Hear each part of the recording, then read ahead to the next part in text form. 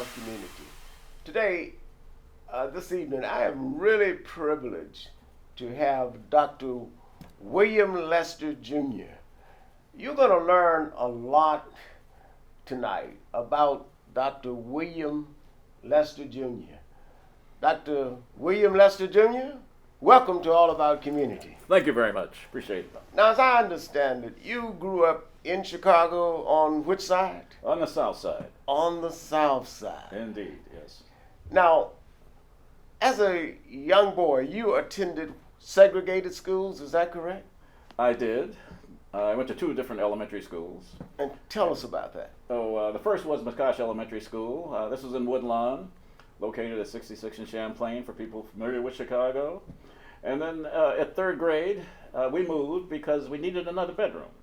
I have three sisters, and at the time I was going to McCosh, three sisters and a brother were in one bedroom, and the family made it clear we needed to move. And so we moved up to a project. Up to a project. Up to a project. Most people don't appreciate that point, but that indeed was the reality of it all. And how were your public schools? One of the things that I have tried to focus on, and that is the quality of education that people get. Indeed, McCosh Elementary was okay. Had integrated teachers. The student body was all black. But when we moved out south to the project, I attended Gillespie Elementary. Gillespie Elementary was all black teachers, and it was superb. All black teachers? All black teachers, and indeed they were committed to education. Were committed. They were committed. No ifs, ands, or buts about that. And what impact did that have on you as a young black boy? Oh, it was profound.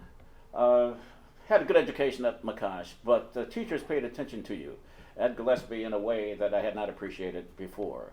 Indeed, when I first got to Gillespie, I discovered that my fourth grade teacher was a friend of my aunt. And so that was a very interesting experience. But moving on, I think about 7th or 8th grade, I had an unusual experience. And what was that experience? That experience was holding the door to the assembly hall for this man who walked up the walkway in his way, who had become very well known. I am speaking of Jackie Robinson. This is one of the high points of my elementary school experience. Jackie Robinson? Jackie Robinson. I held the door for him to come to our assembly. This was special. And that had an impact on you? That definitely had an impact, to see the man in person. How did you develop your interest in science? I understand you developed that interest fairly early in life. Absolutely. It began listening to the radio, pre-television. Mm-hmm. Commercial, better things for better living through chemistry. This intrigued me.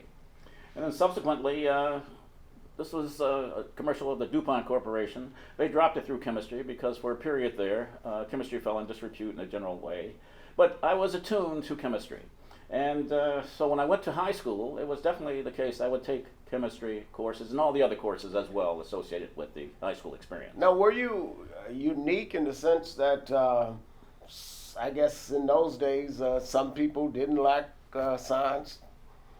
Oh, it's hard to say. I was definitely attuned to the field. By the time of my senior year in high school, taking a chemistry course, there used to be competitions like spelling bees, where one half of the class would line up on one side and the other half on the other side. And in this high school, which was predominantly white, because the project, Princeton Park. You had changed high schools then? No, it was the high school. No, I didn't change high schools. The project district was this all-white high school. It was the first feeder into this high school. To give you a sense of the proportions, when I graduated high school, 8 black students out of a class of 365. Mm-hmm. This gives you a sense of the ratio. But I used to win these competitions in terms of chemistry questions presented by the chemistry teacher. So you developed a feel for chemistry early in life? Well, I had an affinity to it, and absolutely early in life, and all through elementary school, on into high school. And it was the case, finishing high in my high school, I thought I would have gotten a scholarship to various other places, colleges in the city, and finishing within the top 20 of this class. I received nothing. But it turned out that the high school librarian from some years before had endowed a scholarship to the University of Chicago, which had been dormant for a number of years. 3 in my class were awarded the scholarship. White girl, white guy, and myself. After a year, the white girl decided there was no social life at the University of Chicago, and so she went to the University of Illinois, Champaign-Urbana. The white guy said he wanted to be an actor and went off to UCLA. But for me, this was the only game in town. My family could not afford to send me to such a place, which was very expensive. So off I went to the University of Chicago. This was what my future was associated with. So you got a scholarship to attend the University of Chicago. Absolutely, yes. And we're going to have to go to break in a minute or so. But when we come back, I want to talk with you specifically about your basketball career at the University of Chicago. Absolutely, I'd love to talk about it. and how that impacted you, and also to illustrate that you can study and be a scholar at the same time play basketball. Happy to talk about it. So stay with us, Dr. Bill Luster. We're delighted to have you here. Don't touch that dial. Don't even think about going to another station. We will be right back with Dr. Bill Luster. When it comes to your money, whatever you want to get smart about, you can find at smartaboutmoney.org. Smart About Money is a free online resource. We are a non-commercial, non-profit organization dedicated to helping people just like you get information about money. For everything from how to build an emergency fund to how to deal with job uncertainty, smartaboutmoney.org has the answers you've been looking for. Smartaboutmoney.org, the easy place to start when you want to get smart about your finances. Hello and welcome back to All About Community. When we went to break, we were talking with Dr. Bill Lester Jr.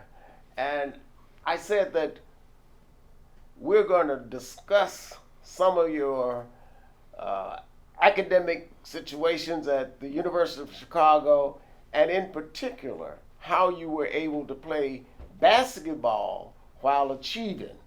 And I understand that you not only made the basketball team at the University of Chicago, but you have set some records that have years later, even today, not been broken. Why don't you tell us about that? Well, happy to do so, Bob. I figured you would be. When my class arrived in the fall of 1953 at the University of Chicago, its basketball team had a record of 1 win and 47 losses over the previous 3 years. This gives you a sense of the quality of basketball that was being played. However, my class, that is, the members of the team, we came on, we were all freshmen except for one senior, played 500 ball out the gate. We won half our games at first year. And my comment in this respect is simply that we didn't compute the trajectory before we shot. We had all handled the ball, played the game before. And I suspect people in previous years had not done so that much as many of us. I honed my skills on the playgrounds of the south side of Chicago. Basketball was a serious activity in the community. And so you played against guys who were excellent. And you developed moves and changes and so forth that people rarely saw. Now, this was a great deal of fun, but also in terms of the academic requirements, they were very demanding as well. Right. As a matter of fact, it had been said by the previous chancellor of the University of Chicago, Robert Maynard Hutchins, that he said when he thought about exercising, he rolled over and let the feeling pass. So this was the climate in which basketball and other activities and sports in particular. And what were the records that you set there? The records I set were a single game record of 42 in the 2-point era. That record was broken in the 3-point era. But when I was inducted into the Athletics Hall of Fame at the University of Chicago... You were inducted to the Hall of Fame? I was one of the first people inducted. At the University of Chicago? Inducted in 2004. The person who was at the rostrum said I would have been in the mid-50s in terms of scoring had I played in the 3-point era. Because most of my game, considering my height, was shooting jump shots. And how tall are you? I'm roughly 5'9". I argue sometimes 5'10", but maybe 5'9 3/4, something of that sort. And 2 other records still standing. Most field goals in a game, 19. And season average, 25.5. I made the so-called Little All-American team my senior year. But I broke that scoring record, the original scoring record, twice in my undergraduate career. And all while you were achieving academically at the University of Chicago. Yes. as well as I could at the time, considering all the activities. Some argue, well, I could have done better academically had I not played ball. Oh, I love ball. I was not giving it up. And when you receive your BS, I guess it was, degree? Yeah, BABS, because that was at a time when the Bachelor of Philosophy, which was a 3-year course, which gave you a degree, and we used to say in nothing because you didn't have a major. And then you went over to the divisions, math, science, and so forth and so on. It was a split degree, this sort of thing, in that respect, BABS. So you graduated from the University of Chicago, which in and of itself is a significant achievement because the University of Chicago is one of the most outstanding academic universities in the nation. Yes, it is. It's So, one of the top 10 in all the right. And comparisons made. Absolutely. And you then went somewhere to get a PhD degree. Before that, I had applied to various institutions to do further graduate study, and it was accepted by none. What do you mean, none? That I did not accept it for further study. You're kidding. I was, when I finished, I was slightly below a B average. Uh-huh. The then chair of chemistry said, Lester, we'll let you stay for a master's degree. So I stayed for a master's degree. Furthermore, I was assisted by a young assistant professor who had come that previous year, who became my master's advisor and facilitated my going to the Washington University in St. Louis. That I did, spent a year there and had an interesting experience because I got a C in electricity and magnetism course in the physics department. Expecting a A in chemistry because you had to maintain a B average. Right. And instead of, because this was a course, quantum chemistry, which was my field, which I had studied as an undergraduate in my master's degree with coursework and so forth, and they gave me a B+. They said, Lester, you have a master's degree, you are out.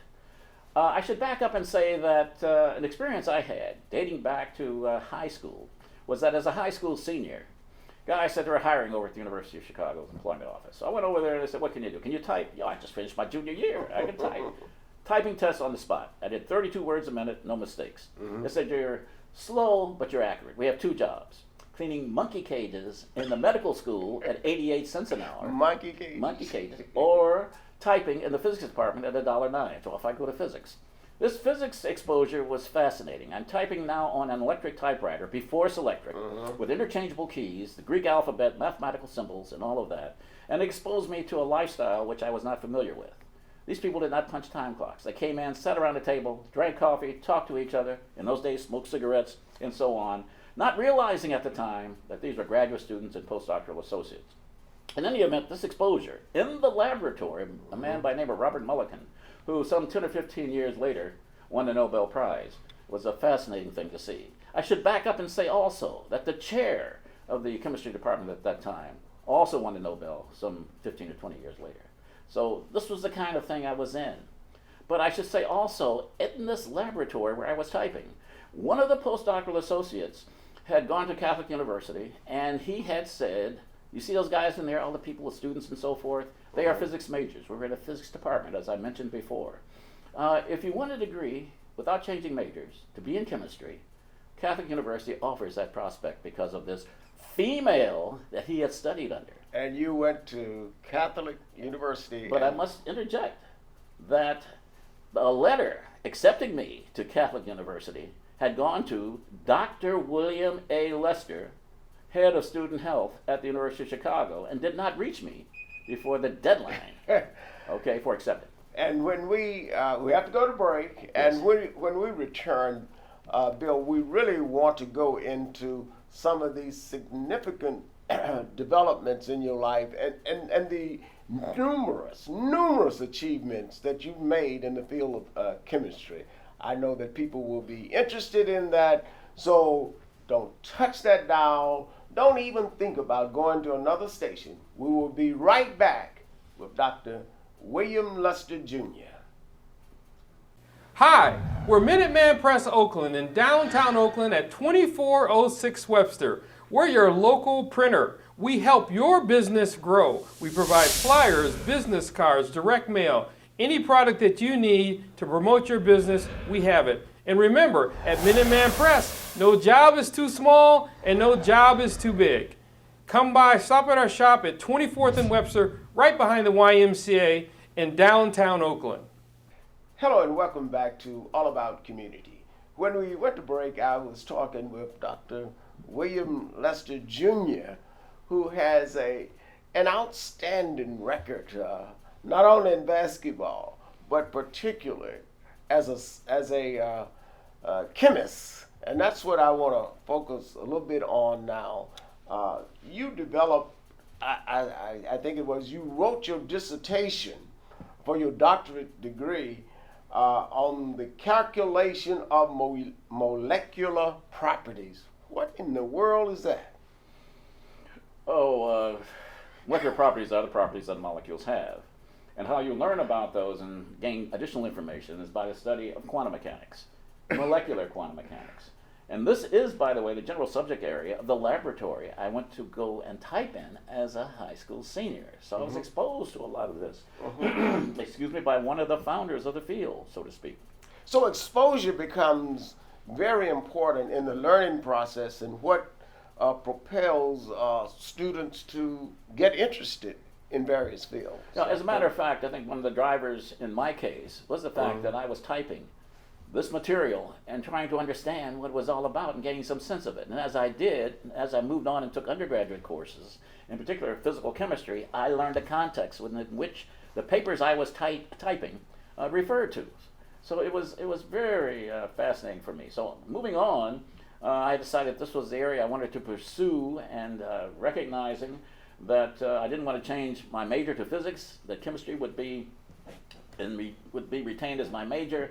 After leaving Washington University in St. Louis, I went to the Catholic University of America in Washington, D.C., which paid a lower stipend than Washington University. And so I contacted the fellow who had suggested Catholic and explained to him that I really needed more money because by this time I'm married and I have a child on the way. And he suggested I contact a colleague he worked with at the National Bureau of Standards. I did so. And in that first summer, after going to Catholic, I went out to the National Bureau of Standards, Connecticut and Van Ness in Washington, D.C. at that point, where the University of the District of Columbia is located currently, and got hired as a summer intern. Returned to campus in the fall with a few coins in my pocket, so things were not quite as desperate as they had been. The guy I worked for was sufficiently satisfied with my work. He called me about coming out the following summer. I said, by this time, I have 2 children. I need to make money and get out of school. He said, well, people get their degrees with work done at the Bureau. Oh, okay. So, Bob, for my last 2 years working on my thesis, I was a GS9 employee of the government. All right. As well as a graduate student. Not bad in those days. And furthermore, during that period, we had moved to a apartment complex, and my wife became resident manager of it. And so I'm making GS9 money and paying no rent. The financial situation changed from desperate when I first started to being able to buy a new car when I finished. So you finished up your degree, and where was your first job? Well, that's a complicated story. I'm now a GS9. First job as a graduate student is when I'm an employee of the National Bureau of Standards. But I knew from my exposure at the University of Chicago in the laboratory I worked in that you went on to a postdoctoral appointment to broaden your background. And so this I applied to do, and I applied to the University of Wisconsin-Madison's Theoretical Chemistry Institute, which I learned a great deal about from the guy who was guiding my thesis work. Went there, and on leave, on education leave from my government employment, and after being there for 8 months, they asked me if I would become the assistant director of the institute because the fellow who held this position was going to take an academic position elsewhere. My comment was, oh, I have a regular job. That's okay, Bill, take the job, take the job. Well, to make a long story short, after accepting the job, I'm reading correspondence between the program manager of the agency that funded this institute, which was NASA, and the director of the institute, which said in the second paragraph, you need to diversify. Bob, this was an affirmative action job, and I was the only game in town that could satisfy. Now tell me, you ended up also at IBM in San Jose, is that right? Yes, I did. That was your first time coming to the West Coast? Absolutely. And to tell how this came about, the guy who had an office next to me at Wisconsin, I was a young assistant professor, and the head of the institute said to him, my name should be on a certain project that you're working on. And the guy said, if you insist on that, I'm going back to where I came from. Okay, so the guy left. that began a nationwide search for his replacement, as a matter of fact. And indeed, one of the people who came was a guy who was on sabbatical to the University of Chicago, same group that I had worked in, who said, I'm coming. And one day he said he wasn't coming. Okay, so fine. In 67, I was told that money was tight and my job would be eliminated. In the spring of 68, there was the American Physical Society meeting in my field at Berkeley. 2 weeks later, American Chemical Society meeting in San Francisco. And my sister, second sister, had moved to Hayward, California, so I brought my entire family out. Mind you, this is the end of March. We left gray skies, gray people, the whole bit, and landed with blue skies and all of that. Wonderful experience. But the week between these two national meetings, I visited IBM in San Jose because people who had been graduate students and postdocs at Chicago, at the university, had taken jobs there, many of them. So I meet the guy who had been a candidate for a position at Wisconsin, who says, I want you to meet someone. He takes me down the hall and introduces me to the director of that laboratory. And in the course of that conversation, he says, I'm going to hire this guy. And so after that conversation is over, I go back to his office and say, what are you talking about? He says, I know your work from when I was a candidate for the job at Wisconsin. So in point of fact, they offered considerably more than I had been making. They would provide computer time of the type I needed, which was difficult to come by at the University of Wisconsin-Madison. And that is how I got to IBM Research in San Jose, California in 1968. Wow, what an amazing story. I know that our time is running short, and I do want to cover your tenure at the University of California, Berkeley, UC Berkeley, because it was there that you really came to fame Well, as to a some professor extent, of chemistry. that's not quite so. It happened before then. Oh, did it really? At IBM, yes, because I had been on the fast track because of the work I had done at IBM. Spent a year on the staff of the Vice President Director of Research in Yorktown Heights, New York, and decided, based upon that experience, that I wanted to maintain my research activity, which would not have been possible with the administrative responsibilities associated with staying with IBM. It happened that the National Academy of Sciences had decided to actually create something called a National Resource for Computation and Chemistry, and was seeking a director. I put my name in. I had been a manager at IBM and so forth, and I was selected to head this organization. So I went to Berkeley, okay, as an employee of the Lawrence Berkeley National Laboratory and director of the National Resource for Computation and Chemistry, and also concurrently an associate director of Lawrence Berkeley Lab. Now this was at a time when chemists said, if I think about computing, I go ask a good scientist. I don't need to use computers. And in point of fact, in our review, we had done well, but they were going to review us 2 years later. And the director of Lawrence Berkeley Lab and I agreed that this was slow death and that we should not continue with this arrangement. We're going to have to go to break, but I still want to connect in the University of California, Berkeley, and the quantum Monte Carlo theory, whatever that is. Yes. Okay. Don't touch that dial. Don't even think about turning to another station. Dr. Bill Luster, it is a real thrill to have you here. Thank so you. Don't touch that dial. We'll be right back. Visit Lena's Soul Food, a down-home, Southern-style soul food restaurant where every meal is served and prepared with love. Whether you choose to dine in with us, reserve one of our private rooms, or perhaps you desire our catering, Lena's Soul Food is located in the wonderful city of Oakland at 6403 Foothill Boulevard. Our business hours are 11 a.m. to 9 p.m. and closed on Tuesdays. Give us a call at 510-957-5663. Lena's Soul Food, where memories and Southern-style meals are made. Hello and welcome back to All About Community. This has to be one of the most fascinating interviews I've had in a long time. Dr. William Lester Jr.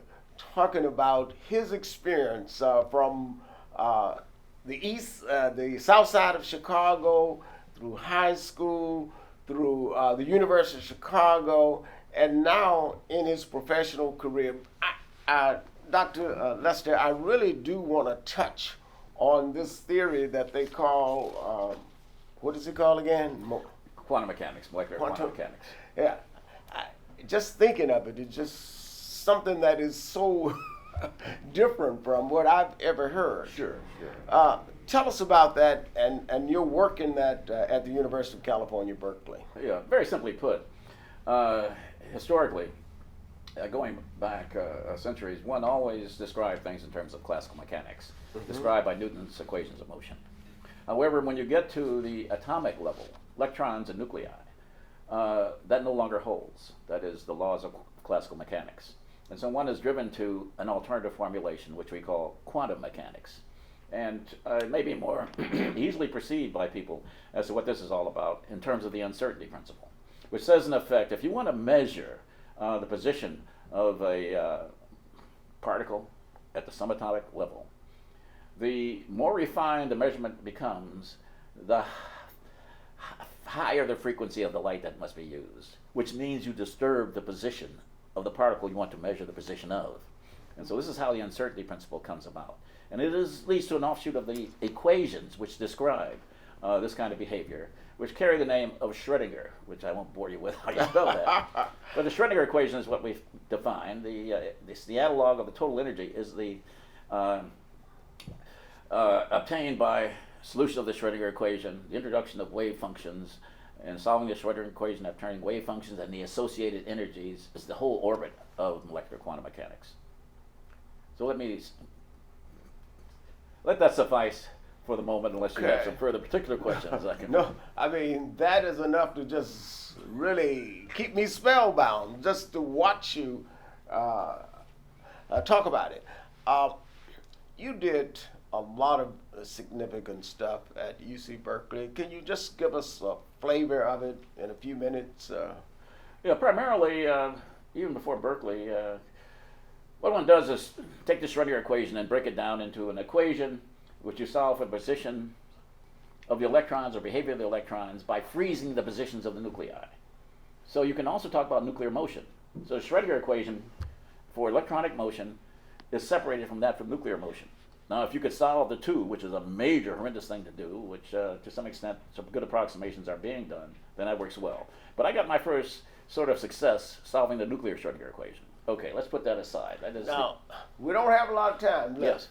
But you made significant achievements as a professor of chemistry, was it not? Yes, at the University of California. You wrote, if I recall, over 200 articles? Oh, the order of 250, yes.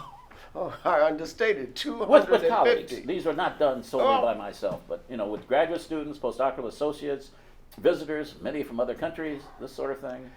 But one of the things I'm proud of is the treatise that we wrote on the quantum Monte Carlo method, which is a particular way of solving the Schrödinger equation. Now, if someone really wants to follow up more on your life, your story, and it is an intriguing story, all they need to do is Google University of California, put in your name, Dr. William Lester Jr., and a whole website will come up. I know, I tried it. I have a website, It will yes. come up on the many significant things that you have done in your life and the significant difference you made, especially telling the young African American boy or girl that they too can achieve just like you in life. I want to mention two other resources. History Makers. I read that one. And also a project which was done at the University of California, Berkeley, Black Pioneers. Mm-hmm. I'm included in that repository and was interviewed for that. So now, can you pull Black Pioneers up on the website as well? That would be separate from the College of Chemistry. Okay. That is in the library of the University of California. Great. I know I pulled the History Makers up and was able to get a good bio on the History Makers. And Bill Lester is certainly one of the great history makers of our time, someone that we're very proud of as an individual, and we are especially pleased that you live right here in Oakland. Dr. William Lester Jr., I want to personally thank you for being my guest on All About Community. Thank you very much, Bob. Really appreciate the opportunity to have been here and to talk with you. And for the audience, remember this: no matter what you do, when you do it, or how you do it, in the final analysis, it's still going to be all about community and education is so critical in terms of all that we do. And Dr. William Lester Jr. is an example of what we all can do. Thank you, Bill. Thank you, Bill, for being my guest. Thank you very much.